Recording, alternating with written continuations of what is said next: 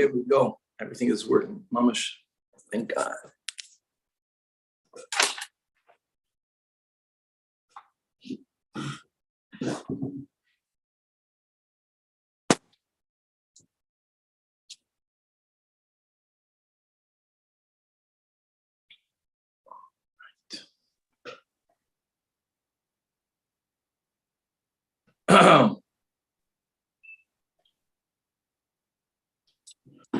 Good morning, Rabbi. Good morning, Chevra. Morning. Good morning. With the help of Hashem, we are learning today's 3 Prakim Rambam, Hilchos, Shchenim, Prakim Yud Aleph, and Yud Beis. We are beginning with Perek Yud. Perek Yud continues with the topic that we left off yesterday, which is that there are certain things that I may not do in my property, even though it's mine, because of what that action might affect and damage my neighbor's property. Perek Asiri has 8 halachas, beginning with Halacha Aleph, Zok the Rambam. A person has to make sure that trees that are planted are away from the city 25 ames. Similarly, larger trees, cheruv, carob trees, sycamore, where we already said that the sycamore might be referring to wild fig trees, have to be distanced 50 ames. The difference between charuv and shikma is that their leaves, their branches, and are much bigger and they extend much farther than in other trees. And why 25 or 50? In other words, it's beautiful for a city that when you enter it, around the city, you have open space area. Just give me a second over here. All right, now,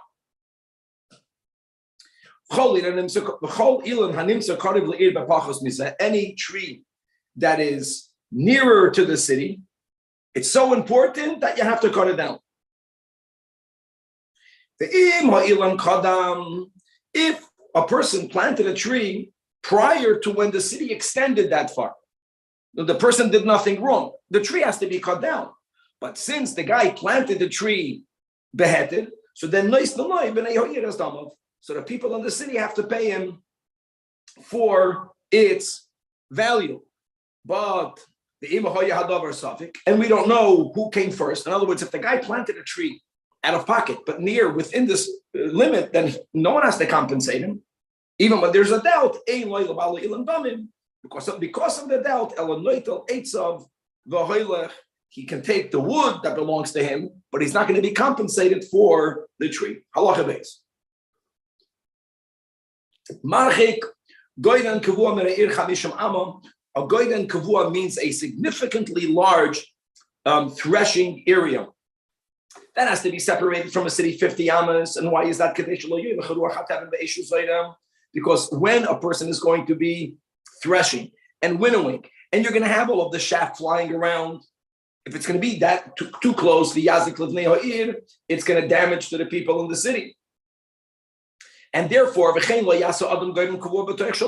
about near a city.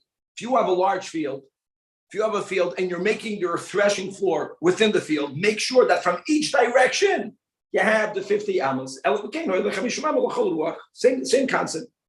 Because all of the chaff will be flying about and it's going to make it, it's going to hurt people's bronchitis. Here it's for the chaff not to hurt other small planted trees. Or even when you have fields that are left fallow, you don't want for these areas to be filled up with the chaff of your stuff.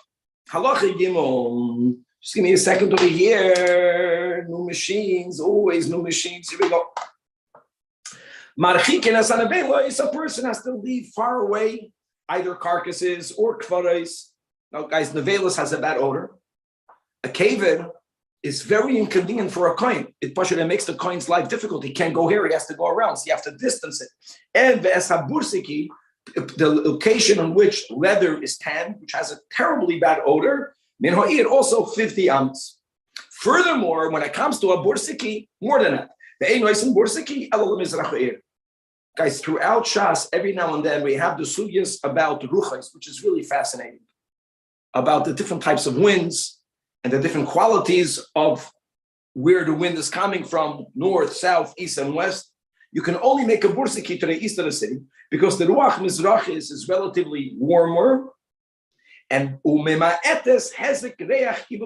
minimizes the harm that's caused from the unique, not good reach of leather tanning. Halacha 5. You would like to soak flax near the vegetable garden of your fellow. And what's the issue with that? Where do they hurt one the other? Because the Mei HaMishra, these waters will become absorbed in the ground and they damage and they ruin and they're mafsid the vegetables. Or another two bad neighbors, and not the Kiddushin, you're planting leeks, but you want to plant it near salim, near onions. The onions are your friend. You cannot do that because leeks will somehow weaken the sharpness of the onion, and you want for the onions to be sharp. Or if you want to plant mustard seeds near a beehives, and how does mustard plantations damage beehives? Because the Devidim are going to be eating up the leaves of the mustard, and then they're going to bring it into the beehive, and it's going to spoil the taste of the honey. So here, guys, you would think, well, one hurts the other. You have to remove yourself. Here, the Rambam says you don't have to. You don't have to remove yourself. Why? The one of the other field, the potentially damaged party, you're concerned that the guy's going to plant mustards. You remove your beehive further away.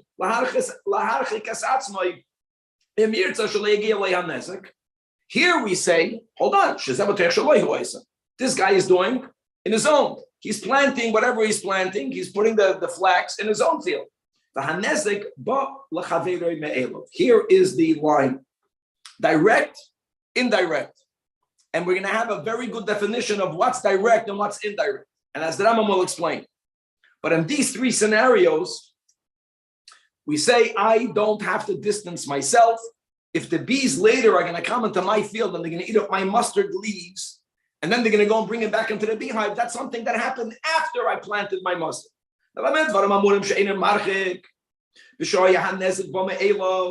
Any type of damage that comes by itself, only after the person's deeds are done, when I finish doing what I did. And at that time, no damage is happening. The damage comes later. That is where we say it's not on me to be concerned about. But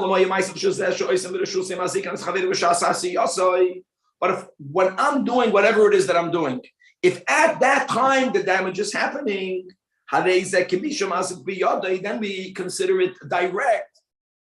And even though I'm doing it on my property, if it's happening at the same time, I have no such right. And the Rambam gives a beautiful analogy. The person is standing in his property, and he's shooting an arrow. And he's saying, I have the right to shoot an arrow. I'm shooting it on my property. That's something that we should mind in Isis. We prevent them from doing it. Now, I want to just add a very important nuance from this example. This example is much deeper than people think. When I shoot the arrow, whether it takes 1 second or 5 seconds, the damage does not happen right away. The Rambam wants to hint in this mashal that when you say right away, we had this also before, I think in Iskim Mamen, right? Grama and Garmi. The Rambam paskins, according to the way we understand Pshat and the Rambam, that Garmi is Chayim. None of these things are at the same second, but there is a certain time, limiting amount of time between the cause and the effect that we consider it halachically to be happening right away. That's what's important over here. Okay. That im Lamaila means not the last three. We already many chapters. It's as if you shot the arrow. And then therefore, you do have to distance the three examples that we gave right now, which is the Mishnah from the Yodak, right? The soaking the flax from the other neighbor's vegetables. The Kirishim, the leeks from the other guy's onions. Your chardal from the other guy's divided. You do have to distance it shloisha tfachim, or yasir ma'at, or a bit more, because if it's within 3 tfachim, that's already called hezek b'yadayim. You have to really appreciate this. It's really amazing. You think, it's for the bees. You think it makes a difference 3 tvachim or 4 tvachim? No, it doesn't. You have to think about this. Is something that you have to be misbringing on. Where they see the depth of the chachamim are very deep. You have to get this one, and then to be able to pass from this to other cases. It's amazing. 3 tvachim is called direct. 4 tvachim is not called direct. And since it's not happening at the same time, then you say the nizek has to be concerned about it. Halacha vav. Bal aliyah shahoya shoifech mayim. Another great example of direct, indirect. Same time, not same time. Imagine, guys, you live upstairs, someone else lives downstairs. Let me just say this halacha by heart. You're spilling water on your floor. If your floor or the plaster or the materials are absorbent, which means that while you're spilling the water then is getting absorbed in the floor ceiling. After you finish spilling, at some point, there's something called gravity. So the absorbed water is going to then go into the downstairs neighbor. You're not chayv to fix that. Because when you poured the water, b'shas you were doing your act of mazik, at that time, nothing was happening yet. Can you imagine? What if the ceiling collapses 20 minutes later? It's due to the weight of the water, the ceiling will collapse. We're not discussing that. Because here you can argue that I ruined the ceiling. That's something else. So even though we learned yesterday or 2 days ago that normally the guy of the downstairs has to fix his side, maybe not. Maybe you'll have to pay. I'm speaking about the water damage. It's a crazy concept. Let's read it inside. He's spilling the water. And the water, it's working its way downstairs. If the type of plaster, it doesn't only mean the plaster, it means everything that's in between the 2 stories is such that while you're pouring it, the water gets collected in there. In other words, it's not, you don't have little cracks in the floor that the water goes straight downstairs. It gets collected in there. It's only after you finish pouring, then the water is getting absorbed. Now the water is in there. Sooner or later, it's going to now spill out of the guy downstairs.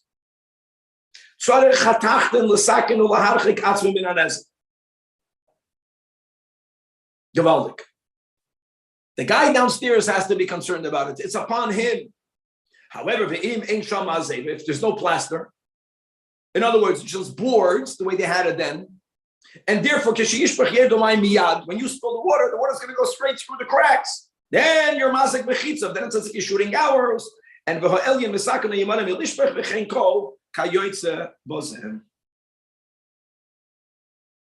you got that. Halacha zay. Mi shohaya loy bar b'toich sadeu. Ubar chavei ve'nota ilan b'toich sadeu karav l'var chavei. Plant a tree on your property near your neighbor's water reservoir. That trees have roots and are they big? The roots of your tree, it's at some point they're going to end up going in, they're going to break through my board and they're going to ruin it. Here another example.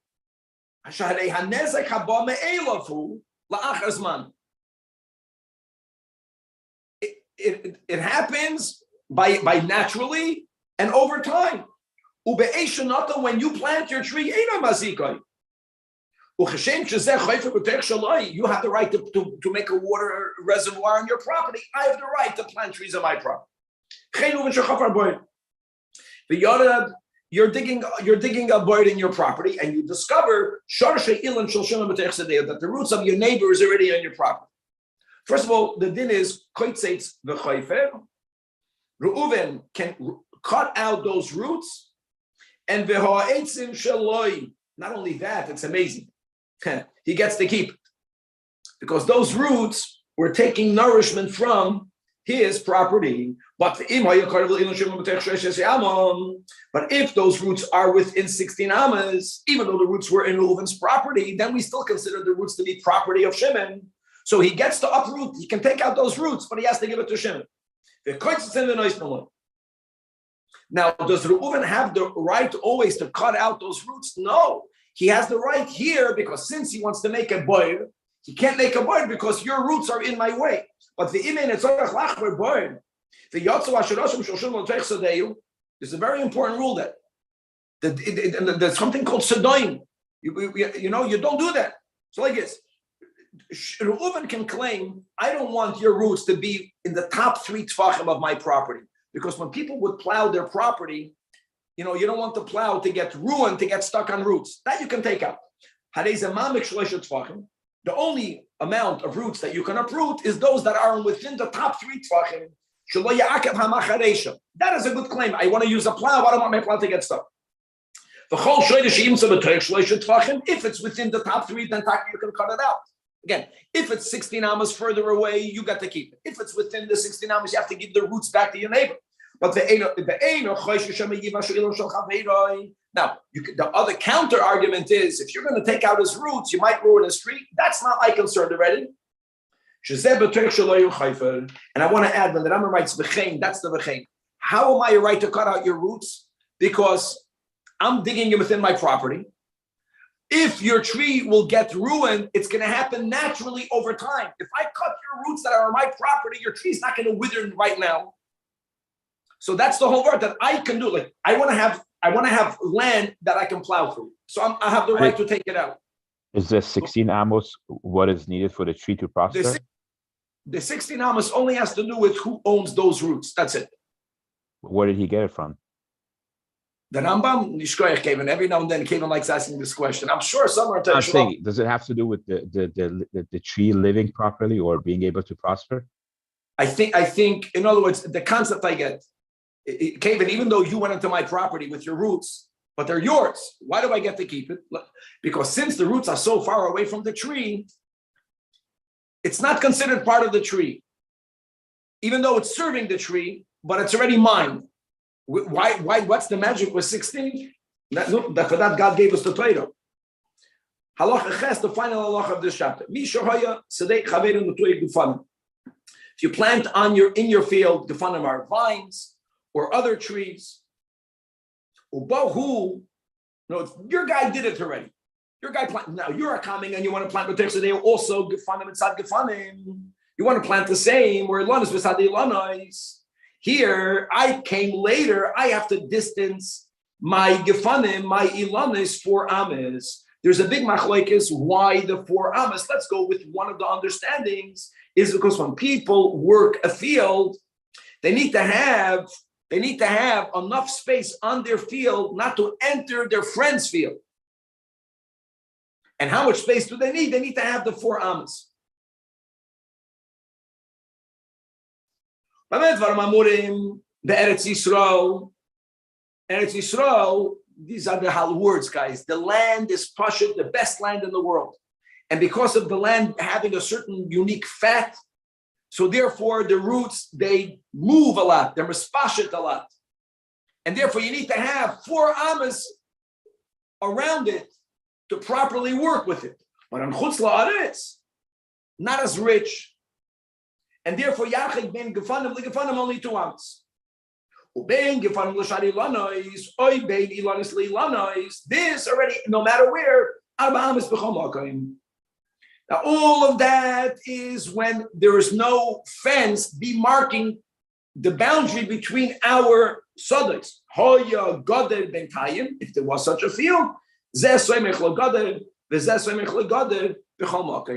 see, guys, the issue of me needing to have 4 amas, if I have a fence, I cannot enter your field. So it's none of your business where I'm planting. Now, there is a certain chiddush that Rambam is trying to write over here, and that is that what we don't say. We don't say that the land only has that much nourishment. If you're going to plant, if you planted your vine all the way up until the geded, it's using nourishment.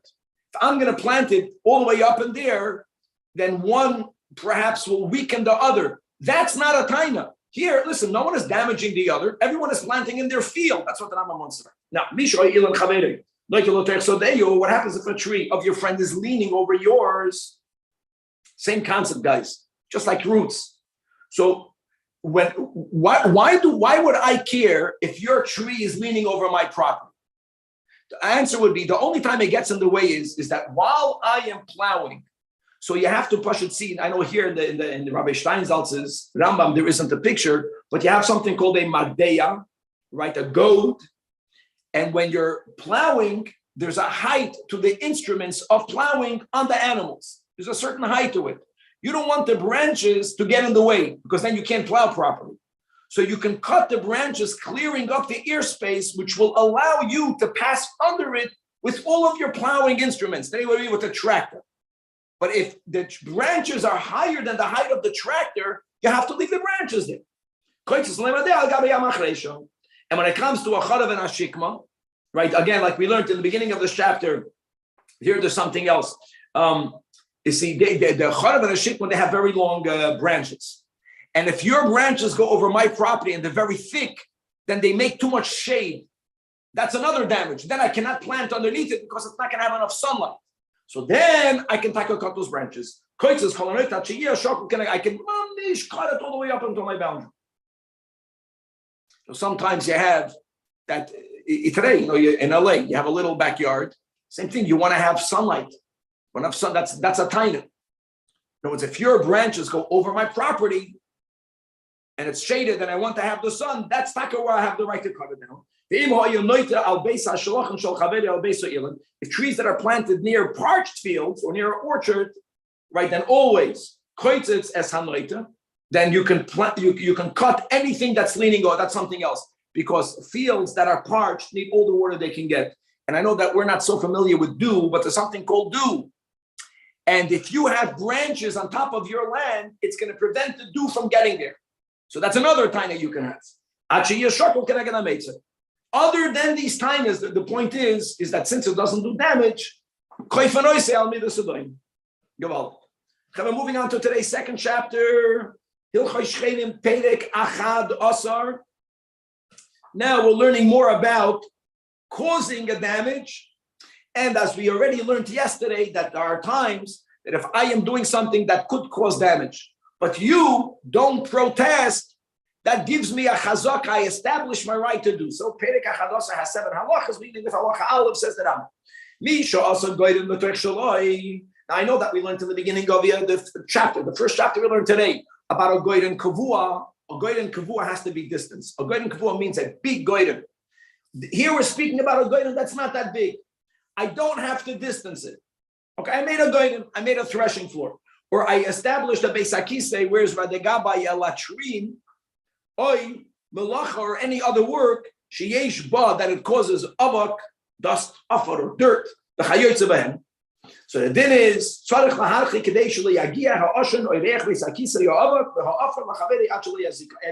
have to distance it to make sure either the odor or the dust should not damage my friend. Now, what happens if the dust only damages my neighbor because the wind brought it there? Maybe I can argue the wind is already a natural occurrence, and we learned in the previous chapter that if something is hezek haba me'elav la'achar zman, it's not a problem. It's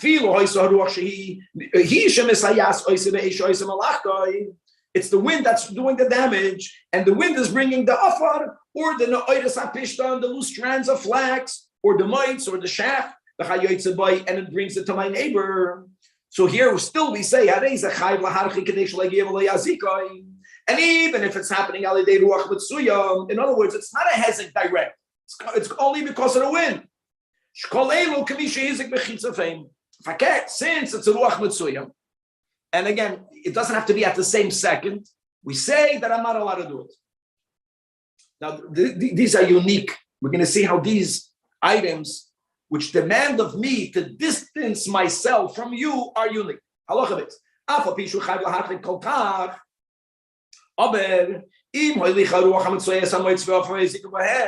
If indeed the wind did bring to the neighbor either a bad odor or a shaft, and it damaged, this is very important. I won't be chayv to pay. Because since it was only through the wind, which is mamish unbelievable. So the Rambam is making a very important separation between the dinim of Niskei Mammon, and again, guys, Grama ben Izakin is spotted. The Rambam is making it clear that what we mentioned right now, the reason why you have to distance it is not because if it will damage, you'll be chayv to pay for the damages. If the damage happened, you'll be potter because it's not direct. Nevertheless, you have to distance yourself. This is something, again, guys, that we have to sit good and go through the cases to live with it, to get the line over here. Halacha hakoitesh es harifos. A person is crushing groats. Here the issue is, while he's crushing them, he's beating on them. When he's beating on them, he's menabneit, he's shaking chatzar chaver because of the tremors that he's causing, and the tremor through a covering of a jug off your neighbor's jug. That's called mazik b'chitzav. And you have to make sure that you're not going to shake it. So you can't do that altogether. Now this, causing the earth to shake, which will then damage my neighbor, is considered concerning dinim of damages more direct than the bad odor, more direct than the dust that the wind brought. Here the Rambam wants to write,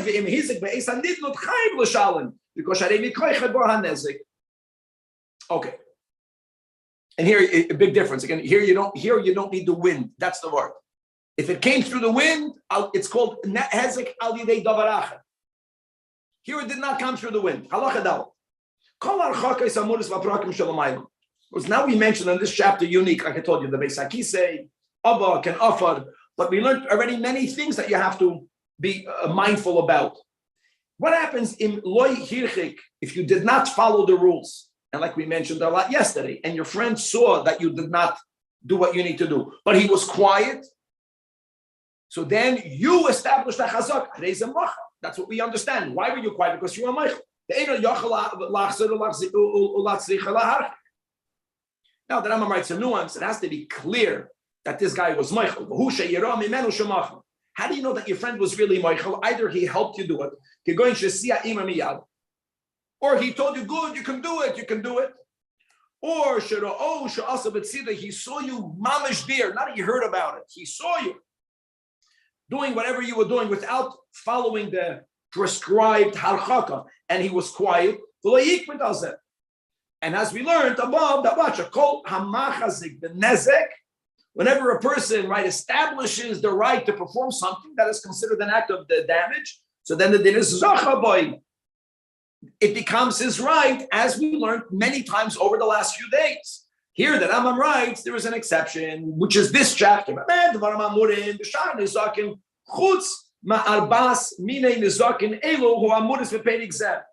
gonna classify, we're gonna categorize which ones are we referring to in this chapter. Smoke, reach beis hakisei, uniquely bad smell, avak, dust, and the tremoring, the shaking of the ground, nidnut akarka. Shekol echad me'elu, guys, listen to this. Ein loy chazaka, you never establish a right. Ba'afilu shasa kanize kam shonim. Harei ze choyze v'koifeyu laharchik. You're never moichel. The Rambam will explain why in a moment. Chein has a kri'iyah. Now the Rambam is adding a fifth. B'makom shetzarech mechitza. We say, if you're going to actually think about what we learned yesterday, it's not so pashut. Actually, we learned many cases yesterday with the window in the first chapter in yesterday's 3 prakim, when there's a window in the wall, clear that there is a certain amount of chazaka, but that's why the Rambam adds, we're not speaking about a window overlooking, we're looking about the wall that you have to put in between 2 chatzeres. That is a higher level of hezek re'iyah. Now, why are we making this difference? Why don't we say you were quiet, you were Michael? If you're Michael, you're Michael. Person cannot tolerate these types of damages. And no,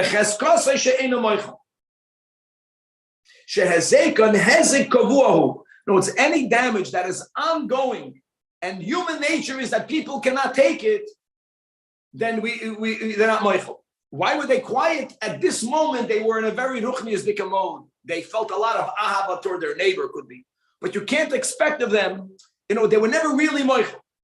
However, even here, there's an exception, and that is, if a kinyan was made, they made a kinyan suda. Your Michael make a kinyan that you're Michael. Then, in the Yachalachim. Halachei.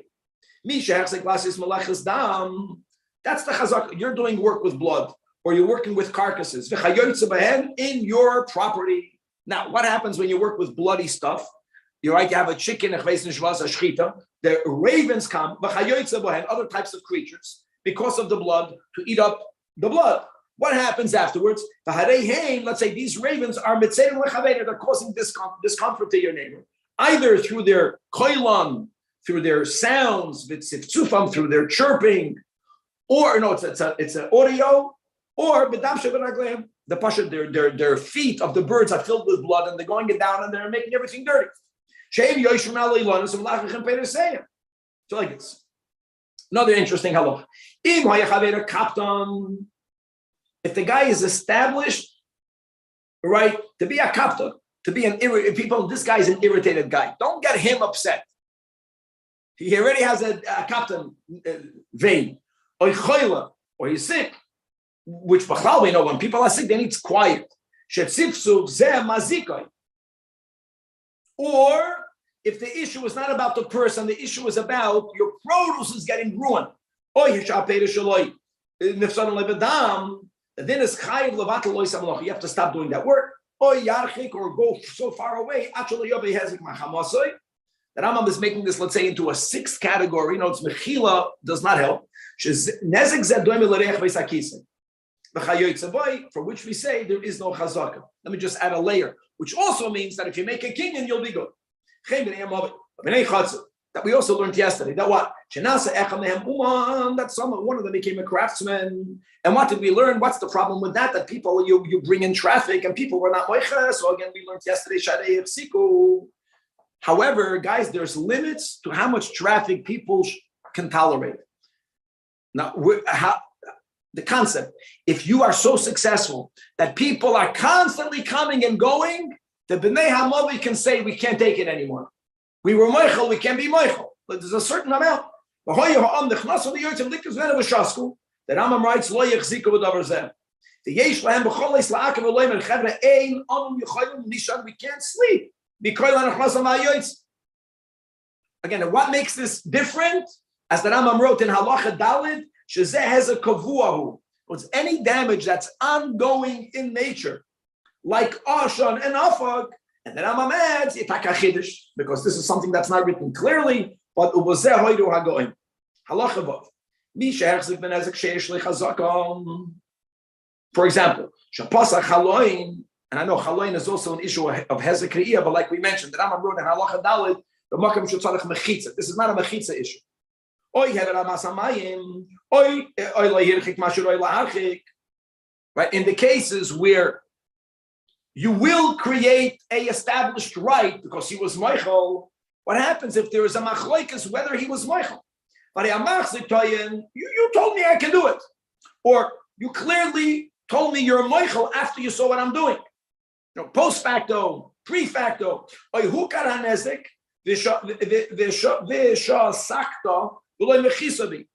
Nizak claims, no, I just became aware of it right now. This is great. I actually did protest. When I protested, you told me, okay, I'm gonna do it. I'm gonna move it. But you didn't. And I told you that last week. And then I told you 5 days ago. And you told me, no, you're gonna fix it. Keep on telling me, you're pushing me off. So now it's a great question. You know, it's mechila would work, but they're arguing whether they were moichel.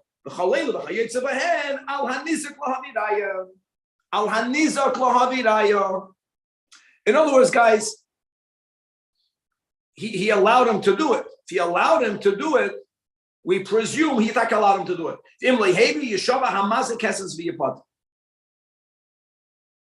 All of this means, guys, you have to understand when someone is draining you a cup, right? You have a part to that. Lock and a key. You should not have let you saying this guy was pushing me up. No. Don't be that. You have to learn how to be a person that other people's cannot delay you when it comes to damages. If you would have asserted yourself stronger, they right away would have stopped. They didn't stop. The presumption is you were moichel. Hold on. And now we're going to go back to the unique of this chapter. However, final halacha of this chapter, halacha zayin, if hechzik benezik, she'elei chazaka, like the items that are unique, like the ashar and the beis hakisi v'chayotze bahem. Now, 1 second, but we said a king in works. This is something so unusual that now the mazik has to bring that item. Because without a king in, mechila doesn't even help. So it's good for you to know that if you're attacking getting the guy to be Michael with the king, and make sure you have Aiden. And even better, document it and have it signed with Aiden. Because the other guy can always claim, I never did it. And you will have to bring the proof. And you was the onus of proof. Then you show the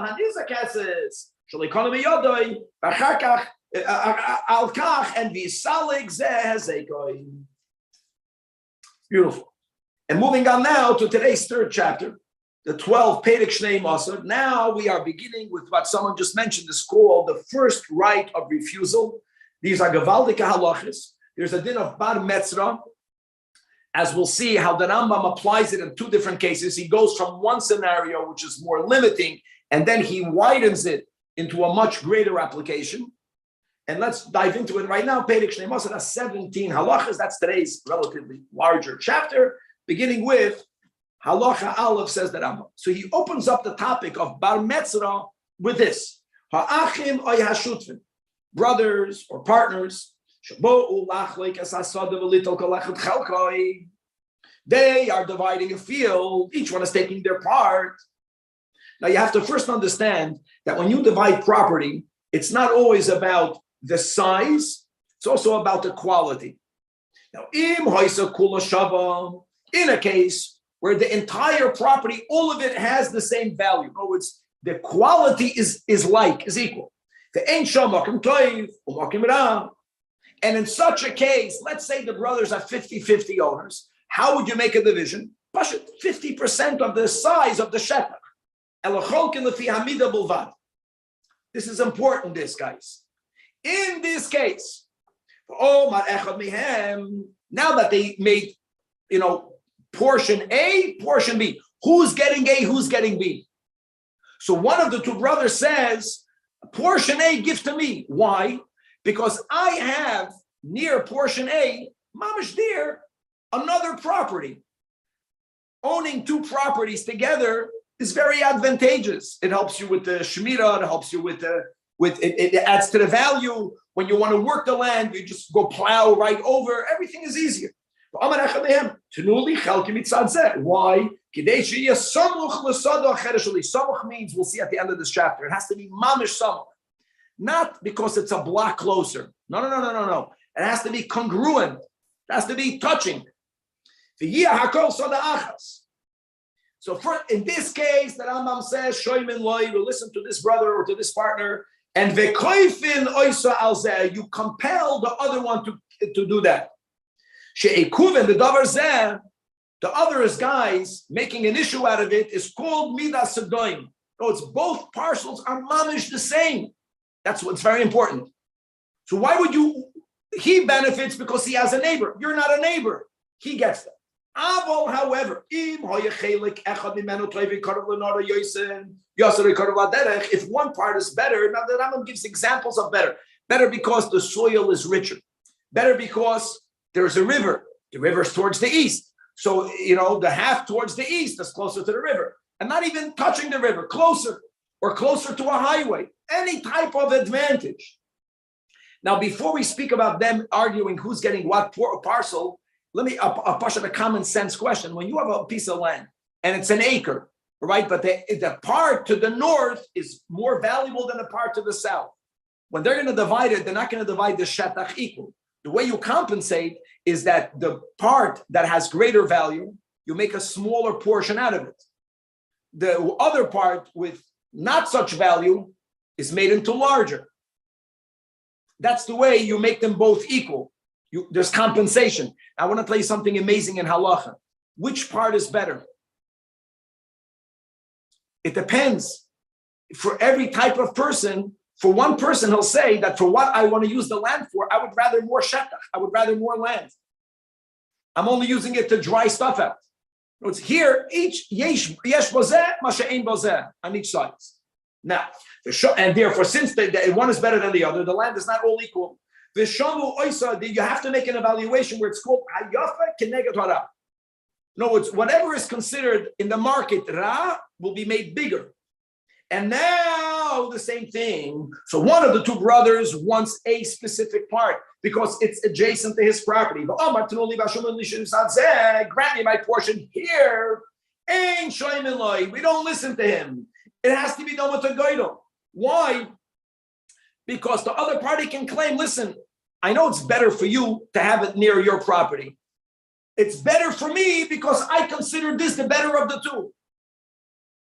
We don't say that since in the market value they made this division, so they're considered equal. They're not considered equal. Once it's apples and oranges, even though in the market they have the same value, one guy wants apples, one guy wants oranges. This is the yisoid of the whole din of bar mitzvah over here. Now let's go further. Still halachal. Amar tnuli chatzi midosi min hatzadara shul b'lo shumam.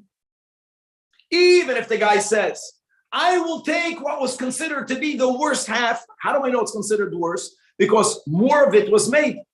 Any half that is larger, why was it made larger? Because it's considered ra. And you get the chatzi atoy kedei sheyachel kisam chasad sheli. So this is already debatable. So I have to just correct myself. If the part that's larger is the one that you want, so the Rambam writes, because both parties benefit from it. Again, you can call that Midas Sodayim, because I'm taking what's considered worse. Well, okay, so I take back what I said before. Here, it's if the neighbor, if I want to take the one that was larger, why was it larger? Because it's considered ra. That I can take. I get the ra, which is adjacent, and you get the market toif. Okay. Now, based on that, you have to understand halacha base. When you read halacha base, you have to add something very important. A bechar, right? You have to know dinei bechayra. Theoretically, and many times in actuality, you have to know how to apply it. A bechar gets pishnayim. So pishnayim doesn't mean double. Pishnayim means, let's say there were 4 brothers, then you divide the estate into 5, you add another one, and the bechar gets 2 out of the 5. Okay. Those 2 he gets together. Those 2 are considered one chelik. Now let me tell you what the chiddush here is. Chiddush here is that even if we're not speaking about the first half of halacha aleph, we're speaking about the second part of halacha aleph. The parcels don't have the same qualitative value.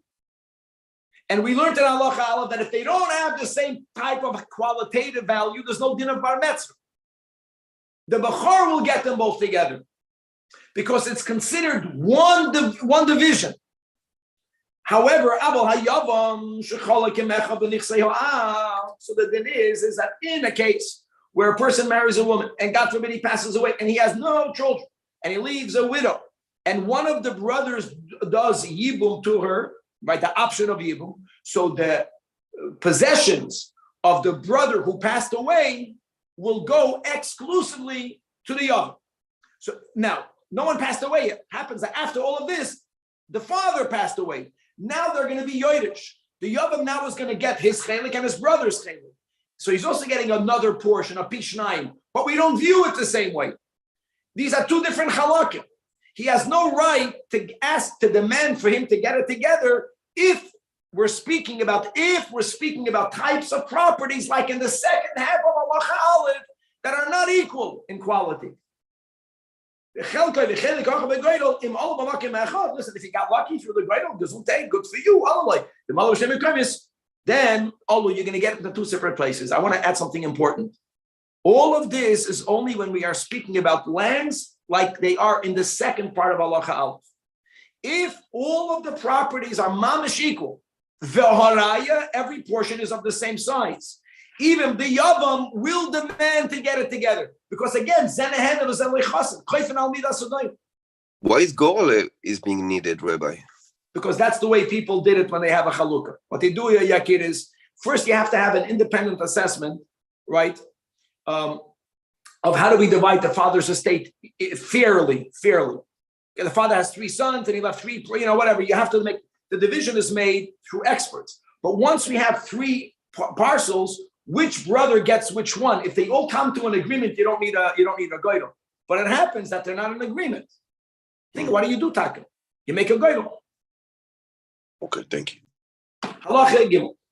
Eretz Mirubas, Shehoysa Hanor Makev Lo Mizrach V'Tzofaim V'Haderech Dorim Amayim. So here, Kevin is going to be very helpful. Again, a picture is worth 1,000 words. So you have a squared property, and you have Tzaf and Mizrach. You have a river. Great picture. A might have Dorim. You have a derech. It's advantageous for your property to be near a river. And it's advantageous for your property to be near a highway. So first of all, such a property should be divided in an angle. Because if you're looking at the picture, what happens when you divide the property in an angle? Every parcel has both the nohar and the derech. That's aleph. That's the first thing that you do.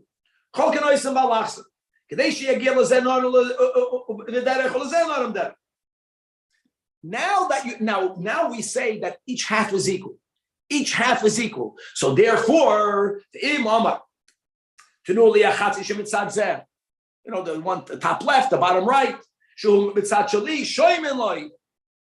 but as long as you figured out, if you would have divided the property in another way, if in that picture, if they would have put the angle of the lines in the opposite direction, no, it's one half would have been near a derech, the other half would have been near the nohad exclusively, then there would not be the din of the bar mitzvah. Because again, one guy can say, why should I give it to you? Because it's near your property. I want it to be, I need the river. It's good for you, it's good for me. Once you figure out how to make the right line, now you go back to the bar mitzvah. Kloli shel davar, kol davar shel tayl lozeh, ve'en al chaveir v'yafsed klal, koyfin es chaveir lasois. Halacha dal. Echad min ha'achim, oy min ha'shutvim, shemochar chelkoi liyechad. So he got his part. It's amazing how the Rambam opens up Dinah Devar Metzler in such a case. But guys, there are 2 people. They were partners, right? They were brothers. And each one got a part. They already got their part. It just means if Yaakov passed away and Reuven and Shimon now are the ones that made the Chalukah, they are neighbors. They are neighbors. So now one of these partners, they went ahead and they sold it to a third party. They're chayim. The brother that is still here goes over to the third party and he gives him the money that he paid against his will, and he takes it over. Of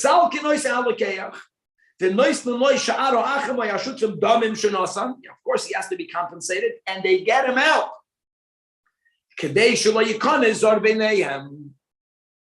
So first of all, before Dina de Bar Metzra of neighbors, we were always together in this property. This is a very big thing. We were always neighbors in a business. When you sell your portion to someone else, the current owners have the first right of refusal, to the point, post facto, you paid $1 million. Here's your $1 million and get out. We don't want to have a... Or the sale is complete final? I'm saying when Yaakov comes and claims his whatever property back, is there a time period where it's completely final? In other words, you want to know if they did not use this right away. I don't know. Good question. I don't know. Maybe we're going to have it soon, or maybe we won't. So first of all, calling a person into a business gives the current partners the first right of refusal that they can get him out. It's amazing how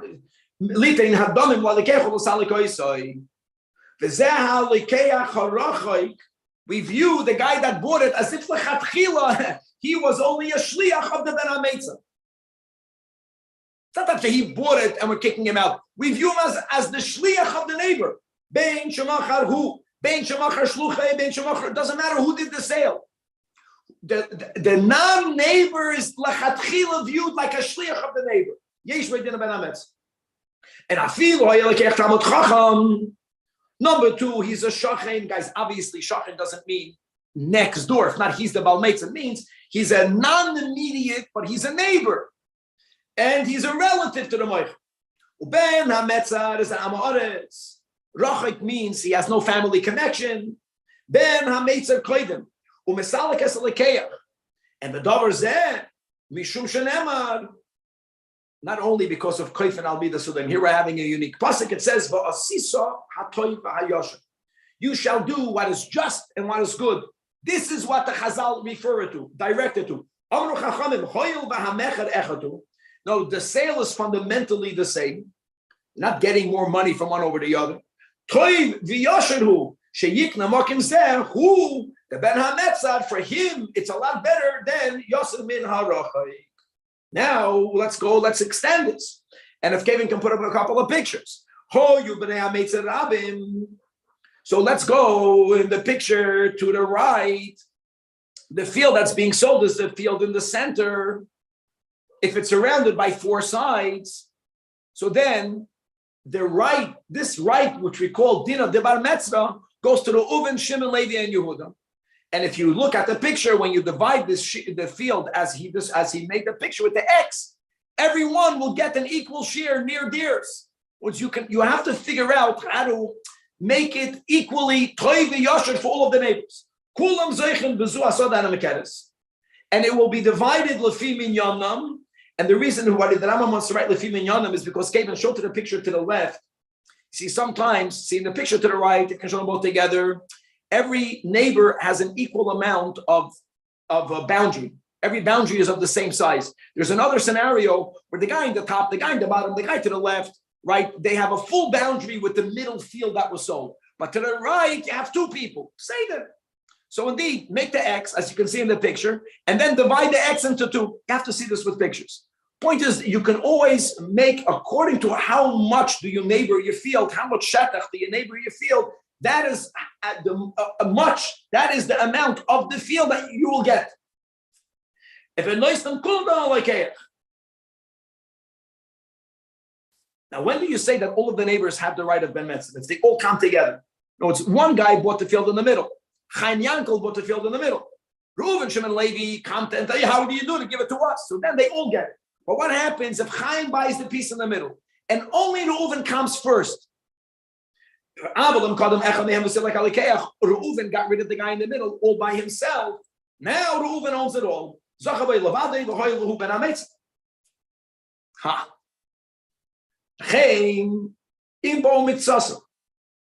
of the neighbors came, or even though the others were not even here, so they can claim later, we didn't come, we were not here, but it doesn't matter. You did not come. Only the ones that come to the Lekeach belongs to them. So it partially answers your question. I don't know how much later they can come. But what's important is that when they come, that moment is of significance. So if there's four neighbors, but one comes, then that guy will get it all. The other three cannot claim, no, we're coming now, it's too late. For this, it's too late. If a person sold lachatchila to one of the neighbors, Chaim sold lachatchila to Reuven,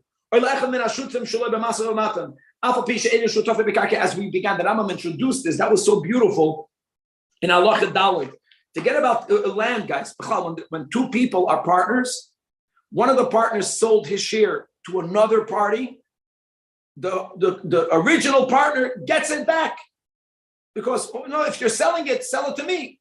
Why would I want to deal with a foreigner? So that there also, Zachabah. The Ein Shara Shutim, so if a guy has 4 partners. One partner sold it to the foreigner. Really, all of the remaining 3 can get that share. But if the 3 did not come, 1 came. Once that 1 got it, he'll become the bigger partner. The Ein Shara Shutim Shar B'nei HaMeitzah Noiten Lema. Halacha Vav. Hamoicher kol nechasav le'echad. If you sold all of your nechasim to one person, this is an exception where we do not apply Dina de Bar Metzra, including in all of your real estate was one land that has a neighbor. The Baal Metzra cannot apply for that field the first right of refusal. Why? Because this is a very interesting concept, and there's many different ways of understanding this halacha. Right? Since the neighbor has no right over the other fields that were sold, you made it into one sale, you have no right here anymore. Another rule. Let's say like this, guys. Reuven and Shimon are neighbors. Reuven and Shimon are neighbors. But Reuven's property used to belong to Chaim. Chaim doesn't live here. If Reuven sold it back to Chaim, Shimon cannot come and say, I'm the neighbor. Because the Toiv and the Yashar is for someone who originally had a connection with something, for him to reclaim it. Beautiful. Another din, that's a big rule. These are. You cannot force a guy. A guy neighbors Reuven. Shimon bought the guy's property. Reuven cannot come and say Dina de Bar Metzra. Doesn't apply there. Maybe the guy never would have sold it to Shimon. Be happy that you have a neighbor, a Jew. Ein boy Din Bar Metzra. Sorry, Rabbi, is this for Israel or outside Israel as well? Anywhere, everywhere. Halacha Zayin. Now, selling to a guy. Now, here's the issue. The issue with selling to a guy is, I'm not even talking about like when people many years ago began to move out of Crown Heights, and Crown Heights was getting more dangerous. The quality of people that were coming in were people that brought safety issues. That selling it then to the goyim was also because you're bringing danger. Not even there. We have a title. Goyim have other rules. Even in a system like here with this law and order. I would much rather have a neighbor, a Jew, because if we have any type of financial machloikas, we both will submit ourselves to what the Torah says. There are many halachas where the dinim of the goyim don't follow the dinim of Yidden. So if I have a neighbor that's a goy, the problem for me will be is that maybe there'll be some sort of dispute, and the goyish court system will find my neighbor in the right, but by din Torah, I would have been found in the right. That in itself is a damage. And you know what we do? Right away you put into a ban. They put you into a shamta. They put you into a very high level of chedim. But it's not. It's done already. What do they want from you? It's not a punishment. The Beis Din will force you to do the following: until the guy who sold it will take upon himself, will accept any loss that might come about on the neighbor. Because of the fact that it was sold to a goy and not to a yid, for example, what does that mean? If there's going to be any future dispute, either the goy is going to follow the din of the Torah, or if he will not follow the din Torah, if the goy is going to follow the din of the goy, which is the right of the goy, then the original owner will compensate. If he takes that upon himself, then you remove the shamta. Until then, you leave him in a shamta. Allah ches, schirus. All of these rights of a neighbor do not apply to renting. Halacha tes. What about hamamashkin makin? A person, right, had a piece of land as a mashkin. And then, so first you got in there because it was just a mashkin. Then the guy says, you know what, keep it, I'll sell it to you. Because since the guy that owned the mashkin already had a connection with the land, you see, that's the whole word. You're doing it only because in our case, you can argue, no, the guy that was already there, even though he never owned it until now, he already has a connection.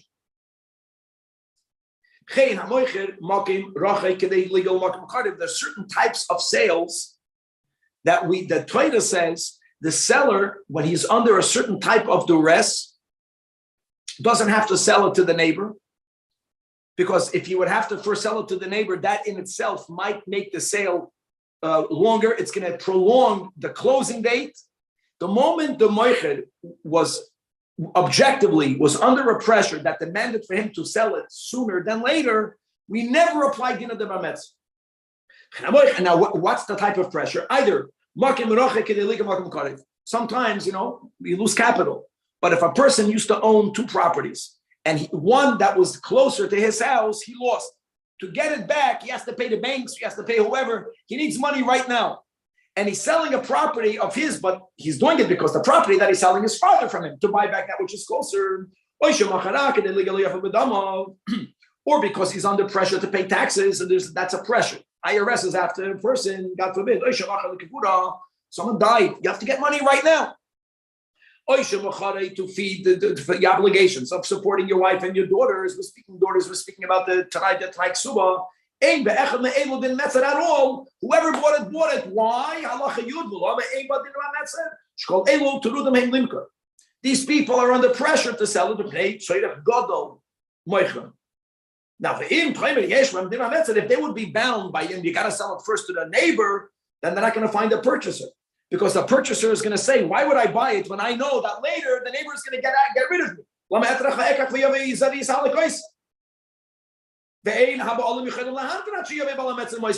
Balmetzer is going to claim, I would have paid, but sometimes he doesn't have the cash right away.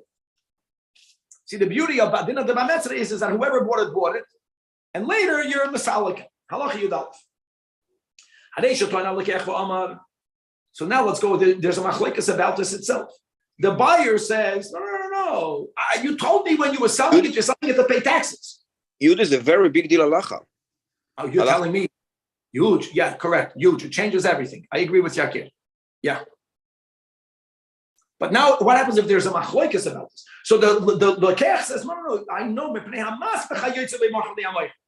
The Balmetzer says, nah, check it out the toim. You're just trying to do my schus. Listen to this, Yakir. Al Bal Hametzer lo haviraya. At kedei kach. So once the Lekech is in there, he's the muchzak. The Lekech has to prove. The im lo yavi. It's amazing.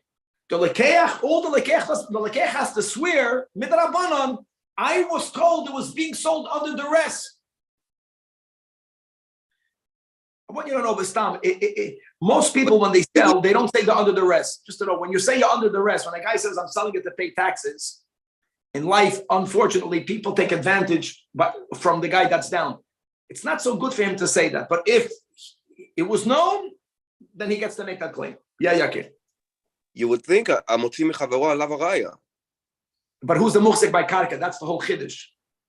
That's the whole word. Who's the muhsik? And this karka, the guy that right now, the guy the lekech. Halacha yubes. Now, filu hayasham adavar safek. Even if the purchaser does not have a definite claim, once you are a muhsak, you get to keep it. Ein alekech mistalik ela baraya. Berura shemeli balameitzaid, and he's going to give examples of what we're talking about. Lefika, just an example. In train alekech v'amaloi, gazlan atlo sadusu. Think about it, guys. You're a lekeach. The neighbor comes and says, no, it's mine.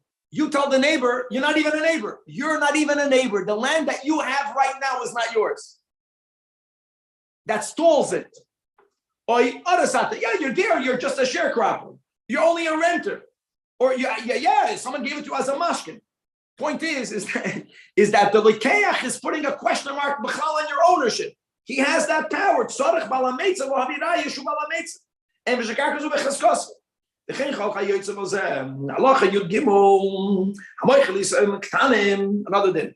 If you make a sale to Yisraelim that are minors, even though they're not the neighbors, why? Because the Toiv and the Yashad, acting generously towards small minors is greater than doing the good for the neighbor. Women in their nature to go out into the world. Did it change in the modern world? Could be, I don't know, but conceptually, the teva, it's not in the nature to go out there and to do commerce, to go buy and sell. So once a woman already bought it, to take it away from her, to make her have to go out again in the market to find another property, that's not the yoshev and natrev. The good, the just, and the right is to leave it with the woman. And since she already bought it, that's the kindness. Halachat as well. Now that we said that it's different man and woman, so let's go further. What happens if you sold it to a tumtum? If you sold it to an androgynous, why? How great is that? And therefore, again, the muhzak is the lekeah. Halacha tezayin. If one person owns land, and there's on this land there's a building or trees that belongs to someone else, so it depends. Just an example. Remember, we learned if I sell you 3 trees in my property, if they are within a certain distance, if they are positioned like a triangular, you also own land. If the guy that owns the trees also owns the land, he's a neighbor. And therefore, however,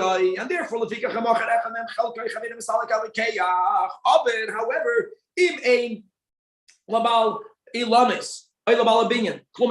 they have trees on the field, they have a building on the land, but they don't have any ownership. Meaning, it's a type of agreement in which the owner of the land always has the right to tell them, uproot your trees, or destroy your building and get out of here. If that is the case, if now if the owner of the land sold it to someone other than the owner of the trees cannot claim, I'm a neighbor. No. But in contrast, if the owner of the ilim or if the owner of the building sold it to a third party, yes, the balakarka is salakaisai, because he owns land. Dina de Bametza is exactly that. And the final halacha Yud Zayin, Hoya, when we speak about Bar Metzlah, I mentioned this in the beginning of the chat. Bar Metzlah means that the neighbor is a neighbor. Neighbor means that he's claiming, I want to have 2 fields together to be able to make one plow over. What happens if in between these 2 properties, a natural barrier, listen to these examples. Rechev Sholdekolim, a row of date palms, just one row, or binyan gavoya v'chazak, a tall building, or a ditch, the chayotze bahem. So this is what we do. Roy. Im yochal lahachnes afilu telem echad b'toich hadavar hamafsik. If in between, let's say in the row of palms, there's enough space to be able to go through. Sheyisorvu shtei hasadis, making in that area both properties into one. Then yes, harei zeh ben hametzah shaloi, and therefore, as the rule, with exceptions, the rule is u'masalik alikech v'imlav. If you cannot get from one to the other, then it's no dinner de bar metzvah. The lekech gets to stay there. God willing to be continued.